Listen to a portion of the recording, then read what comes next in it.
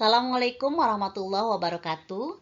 Alhamdulillah, selamat berjumpa kembali dengan saya Ibu Tita Rosmiati, SPDI, dalam mata pelajaran Akidah Akhlak. Semoga kalian semua dalam keadaan sehat walafiat.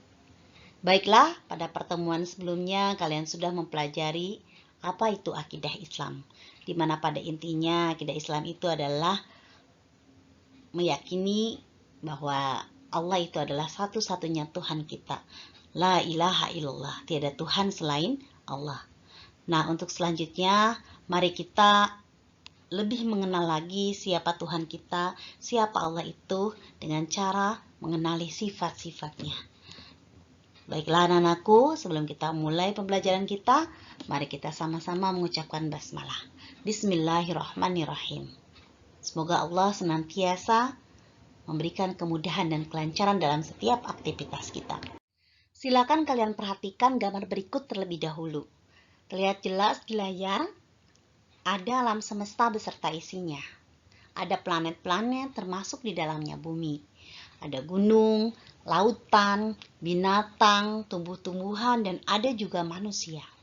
Akal kita mengatakan bahwa tidak mungkin itu semua ada dengan sendirinya. Pasti ada yang menciptakan. Kenapa?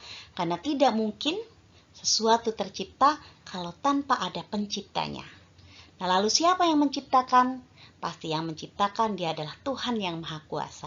Dia adalah Allah Subhanahu wa Ta'ala. Anak-anakku, dari hal tersebut, maka kita bisa meyakini bahwa Allah itu memiliki sifat wujud, bahwa Allah itu ada. Dengan cara kita lihat atau memperhatikan ciptaan-ciptaannya. Dan kita juga meyakini bahwa Allah memiliki sifat kudrah.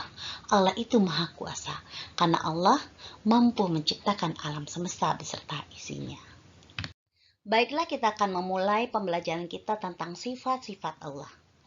Yang pertama yaitu kita akan mempelajari tentang klasifikasi sifat-sifat Allah atau pembagian dari sifat-sifat Allah. Di mana sifat-sifat Allah ini terbagi kepada 3.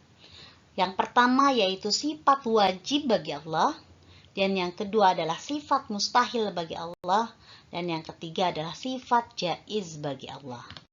Anak-anak sekalian, yang pertama yaitu sifat wajib bagi Allah. Apa itu sifat wajib bagi Allah? Sifat wajib bagi Allah adalah sifat yang harus ada pada zat Allah. Jumlahnya ada 20. Yang pertama, wujud. Yang kedua, kidam. Yang ketiga, bako.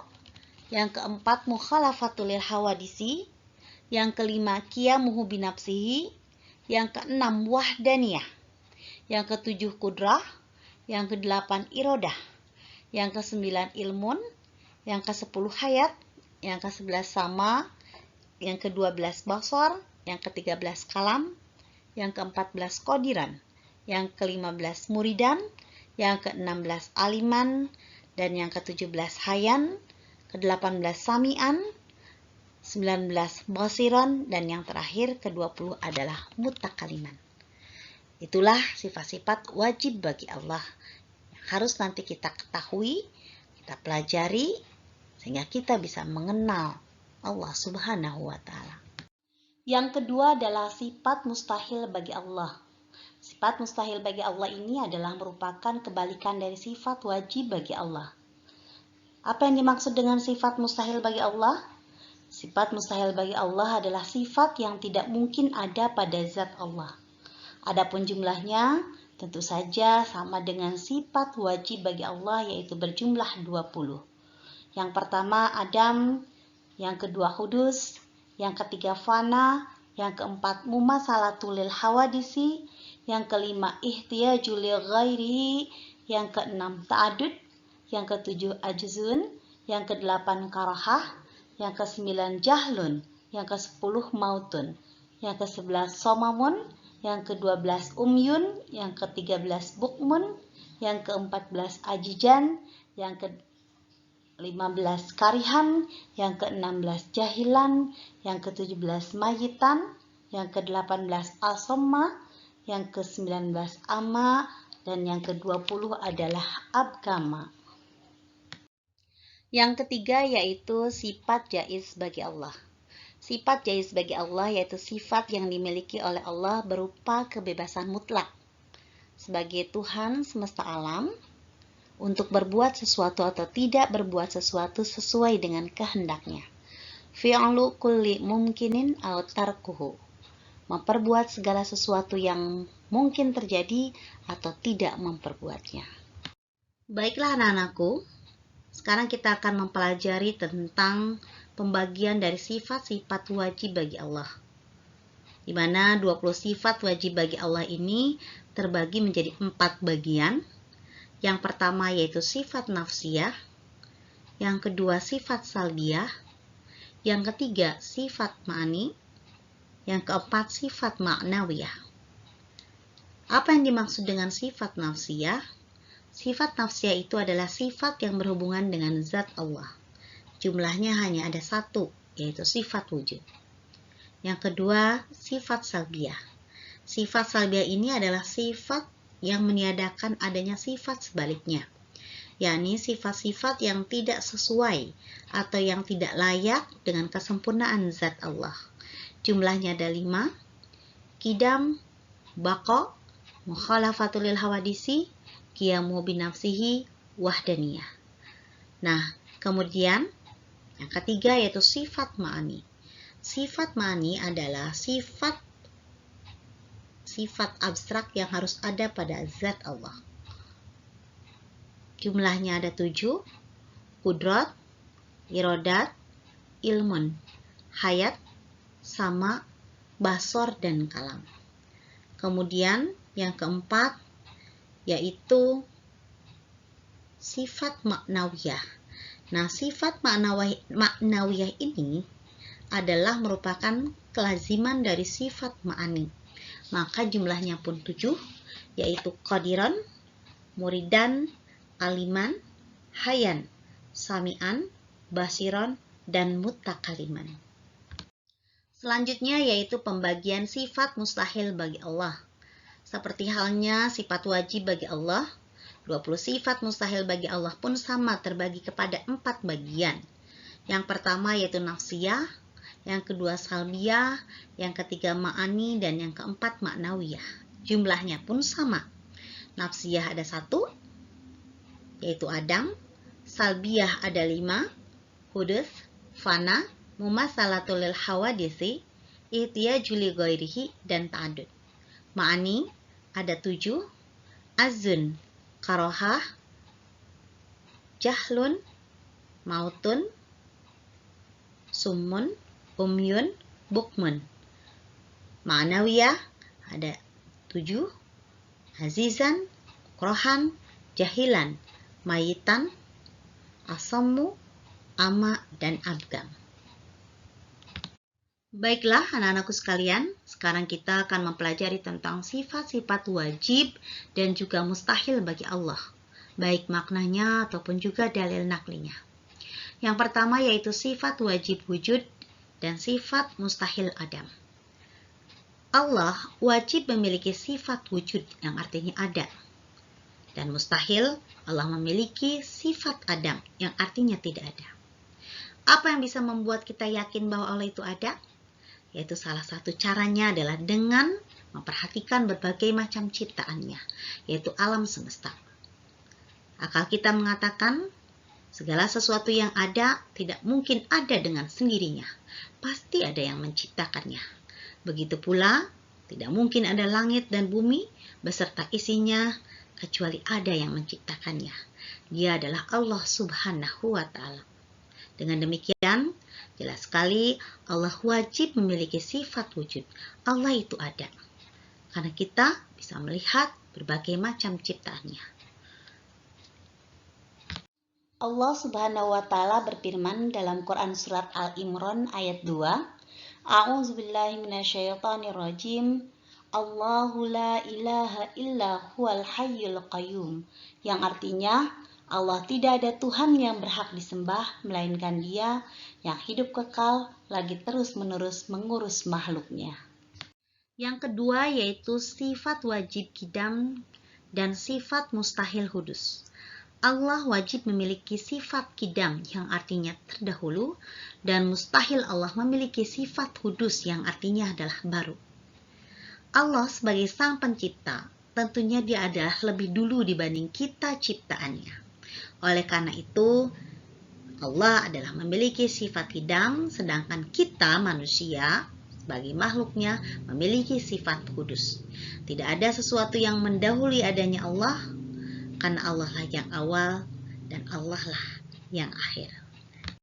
Allah berfirman dalam surat Al-Hadid ayat 3, A'udzubillahi minasyaitonirrajim, huwal awal wal akhir, wa zahir wal batin, wa huwa bikulli syai'in alim. Yang artinya, dialah yang awal dan yang akhir, yang lahir dan yang batin, dan dia maha mengetahui segala sesuatu. Yang ketiga yaitu sifat wajib bako dan sifat mustahil fana. Allah wajib memiliki sifat bako yang artinya kekal, dan mustahil Allah memiliki sifat fana yang artinya binasa. Allah Subhanahu wa Ta'ala memiliki sifat kekal, artinya Allah tidak akan pernah binasa, tidak pernah punah, dan tidak akan pernah mati. Sekalipun kelak pada hari kiamat terjadi, seluruh makhluk yang ada di dunia ini akan hancur lebur, kecuali satu yang maha kekal. Dia adalah zat Allah Subhanahu wa Ta'ala.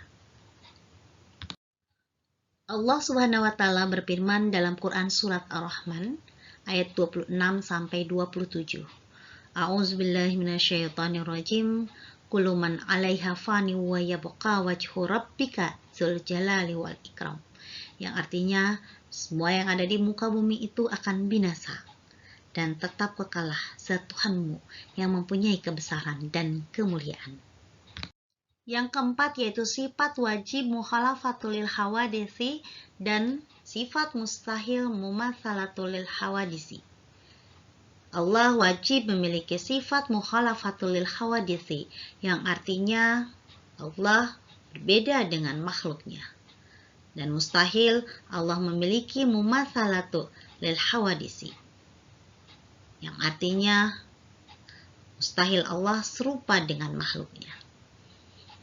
Anak-anakku sekalian, Allah sebagai pencipta tentu akan berbeda dengan makhluknya, karena tidak mungkin antara yang diciptakan dan yang menciptakan itu sama.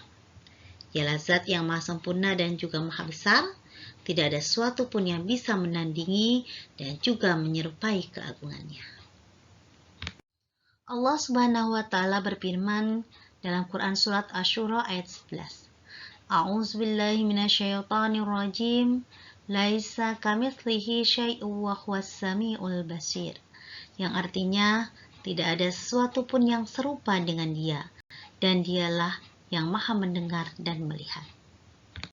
Yang kelima yaitu sifat wajib qiyamuhu binafsihi dan sifat mustahil ihtiyaju li ghairihi. Allah wajib memiliki sifat qiyamuhu binafsihi yang artinya adalah berdiri sendiri, dan mustahil Allah memiliki sifat ihtiyaju li ghairihi yang artinya membutuhkan yang lain. Allah tidak bergantung kepada apapun dan kepada siapapun, dan juga Allah tidak membutuhkan bantuan dari manapun. Allah sebagai pencipta alam adalah yang maha kuasa. Lalu siapa yang membutuhkan bantuan orang lain? Dia adalah kita sebagai makhluk Allah, manusia yang membutuhkan sang penciptanya, yaitu Allah Subhanahu wa Ta'ala. Allah Subhanahu wa Ta'ala berfirman dalam Quran surat Al-Ankabut ayat 6, A'udzubillahi minasyaitonirrajim, wa man jahada fa innama yujahidu li nafsihi. Innallaha laghaniyun 'anil alamin. Yang artinya, dan barang siapa yang berjihad, maka sesungguhnya jihadnya itu adalah untuk dirinya sendiri.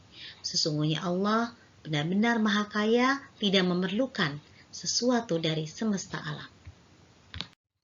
Yang keenam adalah sifat wajib wahdaniyah dan sifat mustahil ta'adud. Allah wajib memiliki sifat wahdaniyah yang artinya adalah esa, dan mustahil Allah memiliki sifat ta'adud yang artinya adalah berbilang.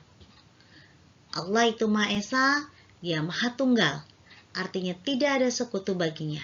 Dialah satu-satunya Tuhan pencipta alam semesta. Ingat, jika Allah itu berbilang atau lebih dari satu, maka dunia ini akan hancur.